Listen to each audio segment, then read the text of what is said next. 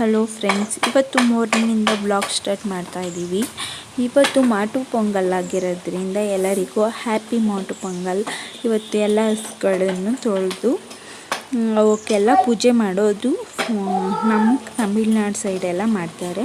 ಅದರಿಂದ ನಮ್ಮ ಮನೆಯಲ್ಲೂ ಕೂಡ ಅದೇ ರೀತಿ ಹಬ್ಬ ಆಚರಿಸೋದ್ರಿಂದ ಅದೇ ರೀತಿ ಮಾಡ್ತೀವಿ ವರ್ಷ. ಅದರಿಂದ ಇವತ್ತು ಕೂಡ ಎಲ್ಲ ಹಸುಗಳನ್ನು ತೊಳೆದು ಗೂಳಿ ಮತ್ತು ಹಸುಗಳು ಎಲ್ಲನೂ ತೊಳೆದು ನೀಟಾಗಿ ಅವಕ್ಕೆಲ್ಲ ಕೊಂಬಿಗೆಲ್ಲ ಬಣ್ಣ ಹೊಡೆದು ಮತ್ತು ಅವಕ್ಕೆಲ್ಲ ಗೆಜ್ಜೆ ಕಟ್ಟಿ ಪೊಂಗಲ್ ಮಾಡಿ ಮತ್ತು ಪ್ರಸಾದ ಎಲ್ಲ ಮಾಡಿ ಅವಕ್ಕೂ ತಿನ್ನಿಸೋದು. ಇವತ್ತು ಅದನ್ನೇ ಮಾಡ್ತಾಯಿದ್ರು ನಮ್ಮ ಅತ್ತೆ ಮಾವ ಎಲ್ಲರೂ. ಇವತ್ತು ಎಲ್ಲನೂ ಹಸುಗಳನ್ನೆಲ್ಲ ಒಂದೊಂದಾಗಿ ತೊಳಿತಾಯಿದ್ರು. ಅದೇ ವಿಡಿಯೋ ಮಾಡ್ತಾಯಿದ್ದೆ ನಾನು. ನನ್ನ ಹಸ್ಬೆಂಡ್ ಮತ್ತು ನಮ್ಮ ಬಾವ ಎಲ್ಲೋ ಹೊರಗಡೆ ಹೋಗಿದ್ರು. ಅತ್ತೆ ಮಾವನೇ ತೊಳ್ಕೊತಿದ್ರು ಎಲ್ಲ ಹಸುಗಳನ್ನು ಬೇಗ ಹಾಗೆ ತೊಳೆದು ಆದಮೇಲೆ ನೀರು ಬಿಡೋದಕ್ಕೆ ಅಂತ ಗಿಡಕ್ಕೆ ನನ್ನ ಮಗಕ್ಕೆ ನಮ್ಮ ಅತ್ತೆ ಬಂದು ಹಿಂಗೆಲ್ಲ ಬಿಡೋದು ಹಾಗೆ ಅಂತ ತೋರಿಸ್ತಾಯಿದ್ರು. ಮತ್ತು ಚಿಕ್ಕದೊಂದು ಕರು ಇದೆ, ಅದನ್ನು ನೋಡ್ಕೊಬಂದು ಅದನ್ನು ತೊಳಿತಾಯಿದ್ರು. ಹಾಗೆ ಅದನ್ನು ತೊಳೆದಾಗಿ ಮುಗಿಸ್ಬಿಟ್ಟು ಇನ್ನೊಂದು ಚಿಕ್ಕದಿದೆ ನಮ್ಮ ಮನೇಲಿ ಕರು, ಅದನ್ನು ತೊಳಿಬೇಕು. ಅದು ಚಿಕ್ಕದಲ್ವ, ಅದಕ್ಕೆ ಆಮೇಲೆ ಬಿಸಿಲು ಜಾಸ್ತಿ ಬಂದಮೇಲೆ ತೊಳೆಯೋಣ, ಇವಾಗ ಜಾಸ್ತಿ ಬಂದಮೇಲೆ ತೊಳೆಯೋಣ ಅಂತ ಅಂದ್ಬಿಟ್ಟು ಆಮೇಲೆ ತೊಳೆದ್ರು. ಇವಾಗ ಹಸುಗಳಿಗೆಲ್ಲ ಪೇಂಟಿಂಗ್ ಮಾಡ್ತಾಯಿದ್ದಾರೆ. ಪೇಂಟಿಂಗ್ ಮಾಡಿಬಿಟ್ಬಿಟ್ರೆ ಅದು ಬಿಸಿಲಿಗೆ ಆರುತ್ತೆ. ಆರಿದ್ಮೇಲೆ ನಾವು ಪೊಂಗಲ್ ಮಾಡೋದಕ್ಕೆ ಸರಿಯಾಗುತ್ತೆ ಅಂತ ಅಂದ್ಬಿಟ್ಟು ಇವಾಗ ಎಲ್ಲ ಹಸುಗಳಿಗೂ ಪೇಂಟಿಂಗ್ ಮಾಡ್ತಾಯಿದ್ದಾರೆ ನಮ್ಮ ಮಾವ ಮತ್ತು ನನ್ನ ಮಗ. ನಾನು ಪೇಂಟಿಂಗ್ ಮಾಡಬೇಕು ಅಂತ ಹೇಳ್ತಿದ್ದ. ಅದಕ್ಕೆ ಸರಿ ಮಾಡುವಂತೆ ಅಂತ ಅಂದ್ಬಿಟ್ಟು ಲಾಸ್ಟಲ್ಲಿ ಮಾಡಿಸ್ದೆ ಒಂದು ಹಸುಗೇನೋ. ಆ ವಿಡಿಯೋನ ನಾನು ಇಲ್ಲಿ ಮಾಡ್ಕೊಳಕ್ಕಾಗಲಿಲ್ಲ, ನಾನೇ ಅಲ್ವಾ ಇಟ್ಕೊಂಡಿದ್ದು. ಅದರಿಂದ ಅವನು ಏನೇನೋ ಮಾತಾಡ್ತಿದ್ದ. ನಾನು ಹೊಡಿತೀನಿ, ಹಾಗೆ ಮಾಡ್ತೀನಿ ಅಂತೆಲ್ಲ ಹೇಳ್ತಾಯಿದ್ದ. ನಾನು ಹೊಡಿಬೇಕು, ಇಲ್ಲ ನಂಗೆ ಕೊಡೋದೇ ಇಲ್ಲ ನೀವು, ಹಾಗೆ ನಗಾಕ್ಬಿಡ್ತೀನಿ ಅಂತೆಲ್ಲ ಏನೇನೋ ಹೇಳ್ತಾ ಇದ್ದಲ್ಲ ನೋಡಿ, ಅಲ್ಲಿ ಮಾತಾಡ್ತಾಯಿದ್ವಿ. ಅದೆಲ್ಲ ಏನೇನೋ ಮಾತಾಡ್ತಿದ್ನಲ್ಲ, ಅದಕ್ಕೆ ನಾನೇ ಆ ಸೌಂಡನ್ನ ವಾಯ್ಸ್ ಓವರ್ ಚೇಂಜ್ ಮಾಡಿದೆ. ನಾನು ವಾಯ್ಸ್ ಓವರ್ ಕೊಟ್ಟೆ ಅಷ್ಟೇ.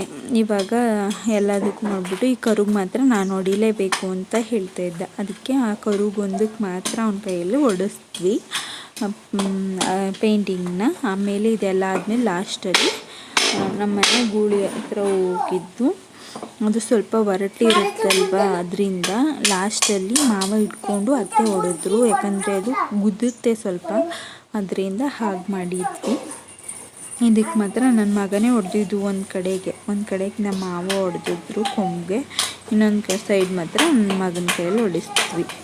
ಇಲ್ಲಾಂದರೆ ಅವನು ಅಳ್ತಾ ಇದ್ನಲ್ಲ, ಅದಕ್ಕೆ ಸುಮ್ಮನೆ ಅವರೇ ಹೊಡೆದಿರ್ತಾರೆ, ಮೇಲೆ ಒಂದು ಟಚ್ ಕೊಡೋ ಥರ ಅವನ ಕೈಯಲ್ಲಿ ಹೊಡಿಸಿದ್ದು ಅಷ್ಟೇ.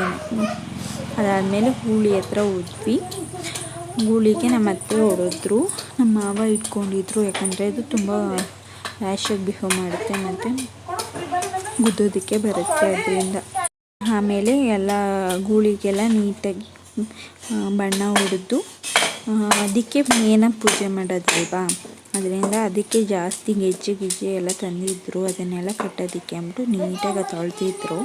ಹಾಗೆ ಪೇಂಟ್ ಮಾಡ್ತಾಯಿದ್ರು. ಇವಾಗ ನೀಟಾಗಿ ಮಾಡಿದ್ಮೇಲೆ ನನ್ನ ಮಗ ಸುಮ್ಮನೆ ಹೇಳ್ತಾಯಿದ್ದ, ಅವ್ನು ಕರ್ಕೊಂಡು ನಿಂತಿದ್ದೆ ಅಲ್ಲೇನು. ಇವಾಗ ನಮ್ಮ ಅತ್ತೆ ಎಲ್ಲದಕ್ಕೂ ನೀಟಾಗಿ ತುಂಬ್ತಾ ಇದ್ದಾರೆ. ತುಂಬಿ ಮುಗಿಸಿದ ಮೇಲೆ ನೀಟಾಗಿ ಇದನ್ನೆಲ್ಲ ಮುಗಿಸಿದ್ಮೇಲೆ ಮನೆಯಲ್ಲಿ ಪೂಜೆ ಸಾಮಾನೆಲ್ಲ ತಗೊಬಂದು ಪೂಜೆ ಮಾಡಿ ಆಮೇಲೆ ಪೊಂಗಲ್ ಮಾಡೋದಕ್ಕೆ ಇಡಬೇಕು. ಬೇಗ ತುಂಬಬೇಕು. ಇನ್ನೂ ಅತ್ತೆ ತುಂಬ್ತಾ ಇದ್ದಾರೆ. ಮತ್ತು ನನ್ನ ಮಗ ಸುಮ್ಮನೆ ಆಟ ಮಾಡ್ತಿದ್ದ, ತಾನೇ ತುಂಬಬೇಕು ಅಂತ. ಅದರಿಂದ ಸ್ವಲ್ಪ ಲೇಟ್ ಆಗ್ತಾಯಿತ್ತು. ಇನ್ನೂ ಅವಕ್ಕೆಲ್ಲ ನಾನು ಮತ್ತು ಶಿಲ್ಪ ವೈಟ್ ಹಸು ಇದೆಯಲ್ಲ, ಅದಕ್ಕೆ ಮಧ್ಯ ಡಿಸೈನ್ ಮಾಡೋಣ ಅಂದ್ಕೊಂಡಿದ್ದೀವಿ, ನೋಡೋಣ. ಆಮೇಲೆ ಕೈಯಲ್ಲಿ ಹಸ್ತ ಮಡಗಿಸ್ಬೇಕು.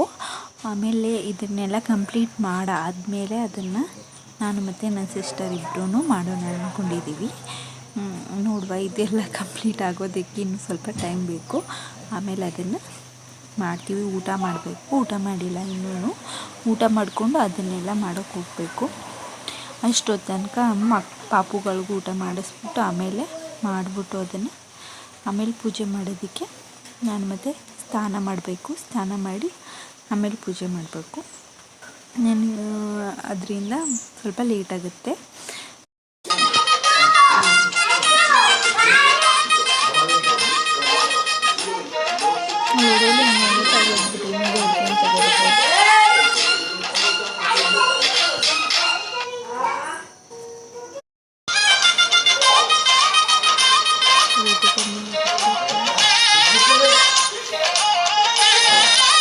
ಫೋಟೋಗಳು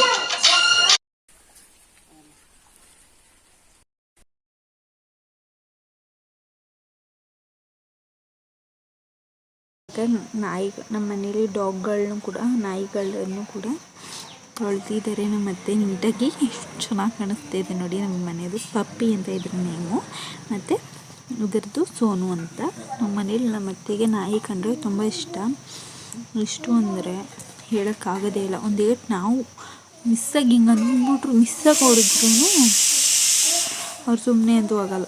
ಅದಕ್ಕೆ ಇವಾಗ ಅದೇ ನಾನು ಹೇಳಿದ್ನಲ್ಲ, ಈ ಸಿಂಪಲ್ನ ಎಲೆಯಿಂದ ಇಟ್ಟಿರೋದು. ಸುಮ್ಮನೆ ಎಲೆಯಲ್ಲಿ ಪ್ರೆಸ್ ಮಾಡೋಣ, ವೈಟ್ ಹಸು ಅಲ್ವಾ ಅಂತ ಅಂದ್ಬಿಟ್ಟು ಇಟ್ವಿ.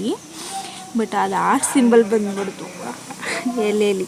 ನಮ್ಗೆ ಚೆನ್ನಾಗೇ ಕಾಣಿಸ್ತಾ ಇದೆಯಲ್ಲ ಅಂತ ಅಂದ್ಬಿಟ್ಟು ಎಲ್ಲ ಕಡೆಯೂ ಒಂದೊಂದು ಇದು ಮಾಡಿದ್ವಿ. ಅದು ಸ್ವಲ್ಪ ಬೆದರ್ತಾ ಇತ್ತು ಹಸು. ನಾವು ಯಾವತ್ತೂ ಹೋಗಿರಲ್ವಲ್ಲ ಅದ್ರ ಹತ್ರ, ಇವತ್ತು ಹೊಸ್ದಾಗಿ ಹೋಗಿರೋದ್ರಿಂದ ಸ್ವಲ್ಪ ಬೆದರ್ತಾಯಿತ್ತು. ಅದಕ್ಕೆ ನಿಧಾನಕ್ಕೆ ಹೋಗು ಅಂತ ಹೇಳ್ಕೊಂಡು ಆಮೇಲೆ ಹೋದ್ವಿ.